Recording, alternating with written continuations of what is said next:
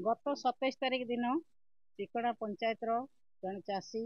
श्रीजुक्त मणिराम बेहरा मणिराम महांती से जो भली भाव में बिल को जाकि देखी चाषर परिस्थिति देखी पानी रे बुड़ी धान गजा हो जाइए से गजा धान को देखिकी से किसी पाइबे ना से आशा करी जे धानर परिस्थिति को देखिकी से ସେଇଠି ମୂର୍ଚ୍ଛିତ ହୋଇଯାଇଥିଲେ ଏବଂ ତାକୁ ମେଡିକାଲକୁ ନେଇଗଲା ପରେ ମେଡିକାଲ ତାକୁ ମୃତ ଘୋଷଣା କଲା। ଆମେ ବିଜୁ जनता दल तरफରୁ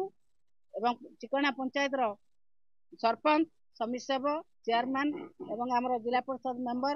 विजु जनता दल सभापति एमानक तरफରୁ आमे दाबी रखुचु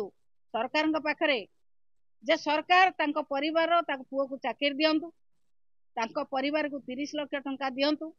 एवं तांकर जो ऋण होईची से ऋण को छाड़ करंतु एवं तांकर परिवार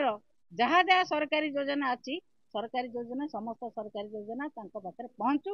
एवं तुरंत तांको 30 लाख टंका दे ऋण मुक्त करिया पई आमे सरकार पाखरे दाबी करचु। आज मध्य आमे जिलापाल महोदय पाखु जीवु जाकि तांको मुख्यमंत्री उद्देश्य रे आमे हमर स्मारक पत्र दबु जदि सरकार कथा न शुणती